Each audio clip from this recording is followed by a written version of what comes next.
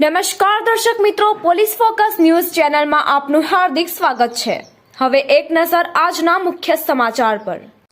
અમદાવાદમાં શાહ આલમમાં જમીનની બબાલમાં firing, councillor અને તેના પુત્ર પર ભાઈએ કર્યું ફાયરિંગ। અમદાવાદના શાહ આલમ વિસ્તારમાં ફાયરિંગની ઘટના બની છે, જેમાં બે ભાઈઓ વચ્ચે જમીનને લઈ ઝઘડો થયો હતો।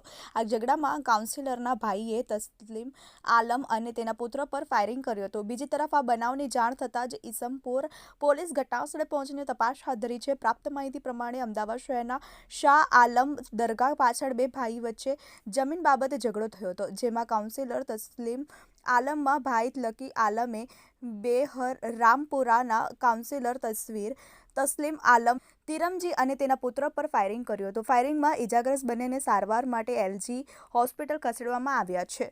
મિત્રો, આવા જ અવનવા સમાચાર જાણવા માટે અમારી ચેનલને લાઈક કરો, સબસ્ક્રાઇબ કરો અને બેલ આઇકોન પર પ્રેસ કરો, જેથી અમારી ન્યૂઝની બધી જ અપડેટ આપને મળતી રહે।